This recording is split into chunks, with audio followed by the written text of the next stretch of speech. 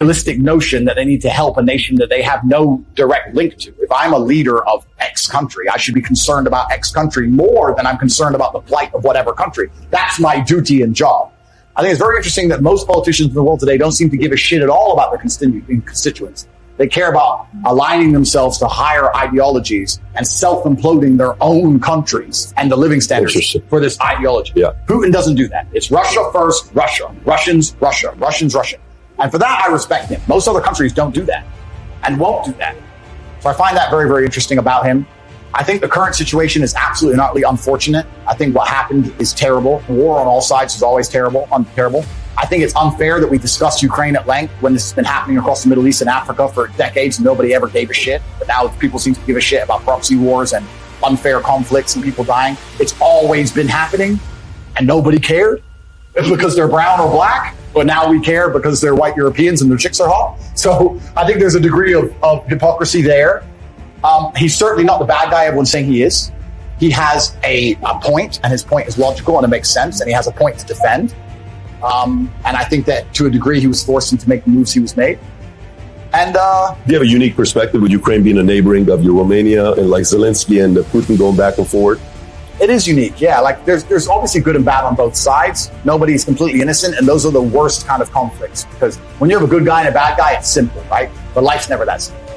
One guy A has some good points and some bad points. Guy B has some good points and some bad points. Innocents always suffer in the end. People at the top don't even suffer, and it's really unfortunate. War's always been the same. World War II is the same. The generals sit and have dinner after millions have been massacred. It's unfortunate, and this is another thing I talk about.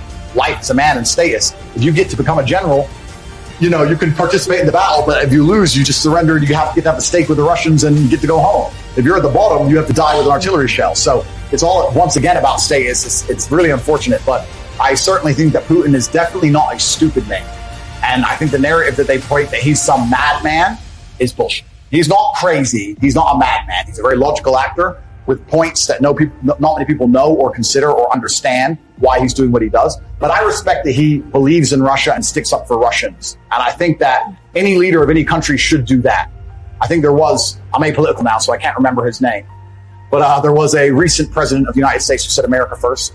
And I think that anybody who prioritizes their own populace over the other populations of the world should do exactly that. I think that's their job. I think to do anything else is irresponsible. I think the Russians do it, the Chinese do it, the Indians do it. All the other superpowers to come are going to do that. And as long as you're in charge of a country and you decide to vacate the needs of your own populace to please some crazy ideology, wherever it will be, it makes you non-competitive, and on a long enough time frame, you're going to lose. And that's how empires fall. It would be very interesting if you were to have a sit down with this one president. They said America first. I don't know who you're referencing, but obviously I can't remember his name. I know, but if it would happen to be interesting. I don't know how long this is. Is it almost 5 hours or no? We've been going for a few hours. Guy, it feels like 5 minutes, but to the audience, some people maybe for the first time they're hearing you, some of them are following you no matter what you say, they're going to follow the content. At this point, coming up, upbringing, band, today, is there any specific belief system you follow? I'm glad you asked that, because when they attacked me, when the Matrix attacked me, they said that I purport misogyny and I believe in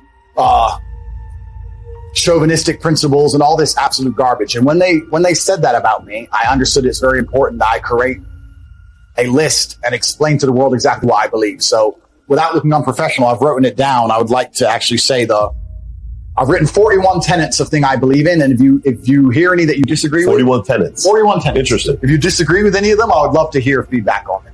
So these are the 41 things I believe in most. And before I read out this framework, it doesn't matter if you are a Muslim, a Christian. It doesn't matter if you're black or white, weak or strong. I think if any man lives true to these tenets, they're going to have a fantastic relationship with life. And also they're going to be a good force and good influence for people around them. And I think that all in all, they're going to enjoy their experience, their human experience, and the people close to them will also enjoy their presence. So that's what this is about. These are the 41 things I believe. So here we go. I believe that men have the divine imperative to become as capable, powerful, and competent as possible in this life. I reserve my human right to hold my own beliefs and practice them as I see fit, and allow other people the same right to believe and act as they wish. I prefer loving, rewarding, consensual relationships with beautiful, positive, and virtuous women. I believe men and women are different, and that each has their own unique and important strengths and abilities. I believe men have the sacred duty to protect and provide for the important people in their lives. I believe men have the sacred duty to protect the innocence and sanctity of their children and reserve the right and responsibility to raise their children as they see best to ensure their long-term happiness and success. I believe that men have the sacred duty to raise strong, capable, and honorable sons. I believe that men have the sacred duty to raise kind, feminine, and virtuous daughters. I utterly disapprove of violence within romantic or familiar relationships. I support good and honest governments and will obey their laws. I prefer to only conduct business dealings with trusted and vetted brothers. I believe that a man has the sacred duty to hold true to his word and do exactly what he says he will do. I believe that a man's life is difficult and that he has the sacred duty to become strong to handle such difficulty. I believe men are personally responsible for their actions and for the results they achieve in their lives. I believe in emotional control and the vital need to become disciplined and professional in all things. I believe that men have the sacred duty to approach everything in life from a position of strength. I believe that all men have the sacred duty to become men of upright and virtuous character and live above all possible reproach. I believe it is incumbent upon me to ruthlessly identify my own weaknesses and limitations, and I eagerly work to overcome them and become more capable in all realms. I seek to improve my personal freedom to think, act, and live true to my masculine imperative in all ways. I believe each man has a sacred duty to mold the physical body into the strongest, most resilient, and most capable version of itself. I believe that men have the sacred duty to rigorously train themselves, both physically and mentally, every day. I believe that I have the sacred duty to only eat the highest quality foods possible. I reserve the right to protect the sanctity of my bloodstream and make my own decisions about medical care and procedures. I affirm the importance of endlessly improving my mental faculties through diligent work, study, and practice. I believe in acquiring wealth and abundance in order to improve my life. Check the description down below to enter a free giveaway and claim some free gifts. If you want to make money with YouTube, then also check the description. Make sure to like and subscribe, and I'll see you in the next.